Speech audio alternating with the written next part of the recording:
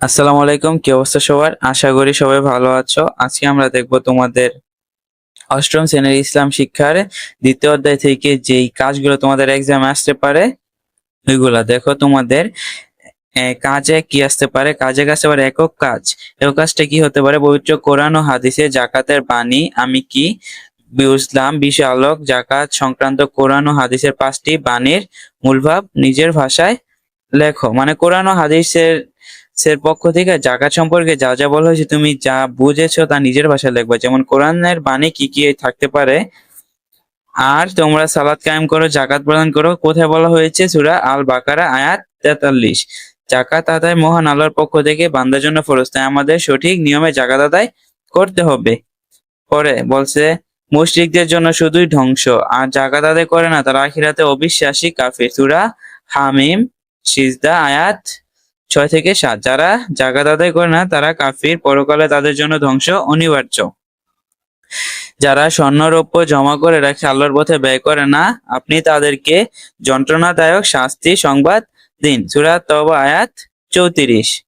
দেখো, যে ব্যক্তি জাকাত অস্বীকার করে, জাকাত আদায় করে না, সে মহাপাপী, এজন্য তাকে জাহান্নামে কঠিন শাস্তি ভোগ করতে হবে। এগুলা ছিল আমাদের কোরআনের বাণী। তারপর দেখো হাদিসের বাণী কি বলা হয়েছে।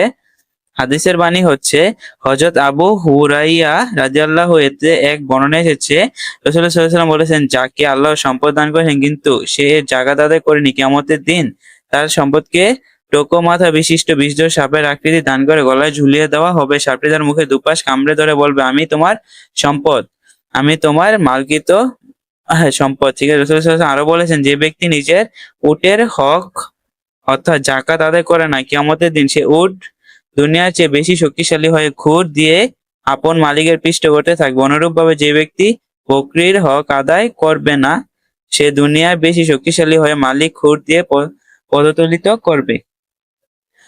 কিয়ামতের দিন সেই সম্পদ আযাবের কারণ হবে। সুতরাং আমরা সঠিক নিয়মে জাকাত আদায় করবো, আল্লাহর হুকুমে যথাযথ পালন করব। এ ছিল তোমাদের কাজ 1। আর এখন দেখো তোমাদের কাজ 2 আসতে পারে দলীয় কাজ। দলীয় কাজ কি হতে পারে? সালাত, সাওম ও হজের মধ্যে তুলনামূলক বিশ্লেষণ, শিরোনাম, বিধি সংক্রান্ত বিবরণ ব্যাখ্যা করো। দেখো, যেমন নমুনা সমাধান কি? সালাত, সাওম ও হজ সম্পর্কে তুলনামূলক দলীয় আলোচনা। মুনতাসির কি বলছে? ধরো তোমাদের কোনো বন্ধু, তোমরা দলীয় ভাবে তোমরা লিখতেছো, তোমাদের নাম দিয়ে লিখতে পারো। যেমন একজনের নাম ছিল মুনতাসির। সালাত ইসলামের দ্বিতীয় রুকন। একজন মুসলমানের জন্য দৈনিক 5 ওয়াক্ত সালাত আদায় করা ফরজ। এই নির্ধারিত সময়ে আদায় করতে হয়। অন্যদিকে ফরজ সালাত সাওম বছরে একবার শুধু রমজান মাসে আদায় করতে হয়। তবে কেউ চাইলে বছরের অন্যান্য সময় নফল সালাত আদায় করতে পারে। আর হজ সামর্থ্যবান মুসলমানের জন্য ফরজ, যা জিলহজ মাসে নির্ধারিত সময় করতে হয়। তারপর আব্দুল্লাহ কি বলতে পারে? সালাত সর্বোত্তম ইবাদত। সালাত আদায়ের মাধ্যমে বান্দা আল্লাহর প্রতি চরম আনুগত্য বিনয় প্রকাশ করে। সালাত মানুষকে আল্লাহর নৈকট্য অর্জন করতে সাহায্য করে। সালাতের মাধ্যমে আমরা সব ধরনের অন্যায় অশ্লীল কাজ থেকে বিরত থাকতে পারি। আর সাওম হলো তাকওয়া অর্জনের সর্বোত্তম মাধ্যম, কারণ সাওম পালনের মাধ্যমে মহান আল্লাহর ভয়ে সব ধরনের মন্দ কাজ থেকে বিরত থাকি।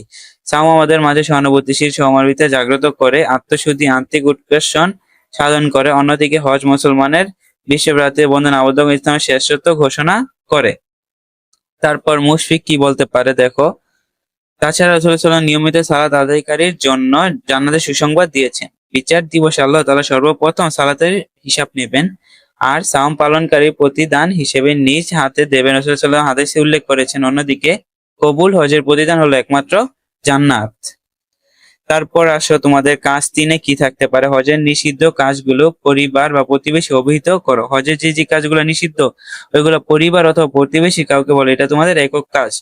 যেমন 1 নাম্বার হচ্ছে অশ্লীল কথা বলা, অশ্লীল কাজ করা, মন্দ কাজ, পাপাচার, এমনিতে ইসলামের শরীয়তে নিষিদ্ধ, ইহরাম বাঁধা অবস্থায় সেই কাজগুলো আরো কঠোরভাবে নিষিদ্ধ হয়ে যায়। 3, কারোর সাথে ঝগড়া বিবাদ করা। আল্লাহ তাআলা বলেন, অর্থ হচ্ছে, দেখো অর্থ কি, যে ব্যক্তি হজ করার ইচ্ছা করে তার জন্য অশ্লীল কাজ, পাপাচার ও ঝগড়া বিবাদ লিপ্ত হওয়া নিষিদ্ধ। সূরা বাকারা আয়াত 197। কোন প্রাণী শিকার করা বা অন্যকে শিকার করার জন্য শিকার দেখিয়ে দেওয়া। আল্লাহ তাআলা বলেন, অর্থ হচ্ছে, হে ঈমানদারগণ, তোমরা ইহরাম বাঁধা অবস্থায় শিকার জন্তু হত্যা করো না। পুরুষের জন্য সেলাই করা কাপড় পরা, তাই পাঞ্জাবি, পায়জামা, মোজা পরা যাবে না। তবে কোমর টাকার ব্যাগ বেঁধে রাখতে অসুবিধা নেই, তবে মহিলারা সেলাই করা কাপড় পরবে।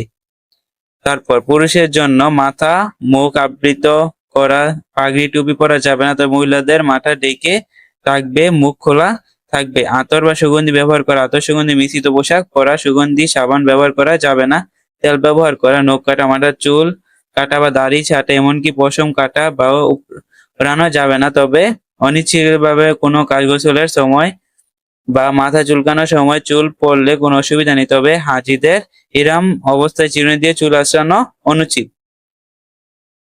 তারপর দেখো তোমাদের কাজ 4 কি আসতে পারে। কাজ 4 আসতে পারে, সালাতের উপর তালিকা তৈরি করো। যেমন তালিকাটা হলো, ঈমান গ্রহণ করার পর মুমিনের প্রথম পালনীয় ইবাদত হচ্ছে সালাত। সালাত কি ইবাদত যা প্রতিদিন আমরা আদায় করি। সালাত হলো সর্বোত্তম ইবাদত।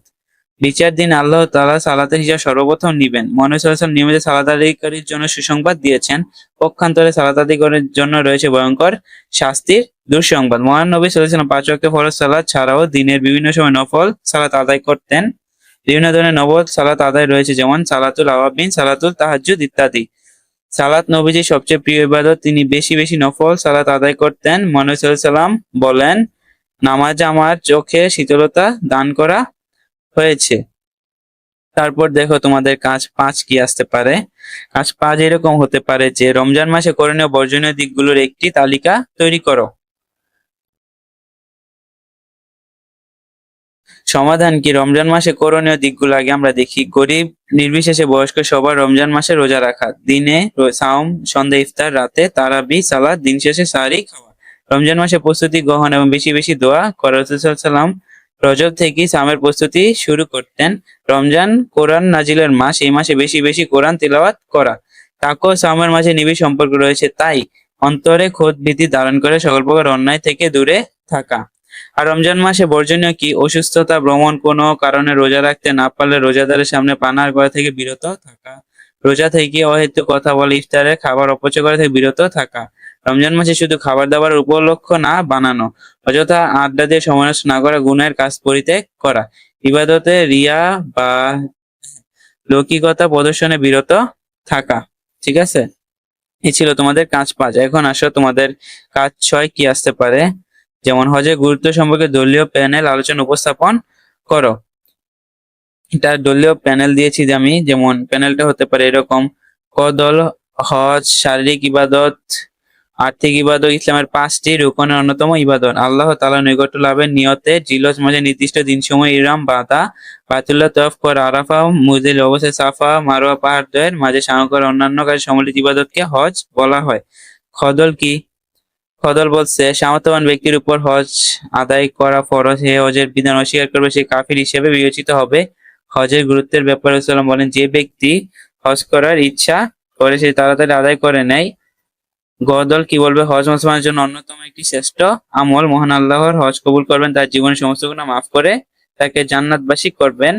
কোন ব্যক্তি হজের উদ্দেশ্যে রওনা হয়ে হজ না করে মৃত্যুবরণ করলে মহান আল্লাহ তাকে 1000 সওয়াব দান করবেন, হজের সওয়াব দান করবেন। আর গহদল কি বলতে পারে? হজ ইসলামের সাম্যের প্রমাণ, বিভিন্ন দেশে নানা বর্ণের লাখ লাখ হাজি এক পোশাক আল্লাহ তাআলা দরবারে লাভবাহিক ধ্বনিতে নিজের উপস্থিতি জানান দেয়। হজের মাধ্যমে মুসলিমদের ঐক্য ভ্রাতৃত্বের বন্ধন দৃঢ় হয়, এজন্য ইসলামের হজ খুবই গুরুত্বপূর্ণ একটি ইবাদত। আজকে এ পর্যন্তই ছিল, আশা করি তোমরা বুঝতে পারছো। তোমরা যদি একই দিন এগুলা পড়ো, তোমাদের পরীক্ষার মধ্যে আর কিছু পড়া লাগবে না। যাই হোক, আশা করি ভিডিওটা ভালো লাগছে। এই পর্যন্তই ছিল, আল্লাহ হাফেজ।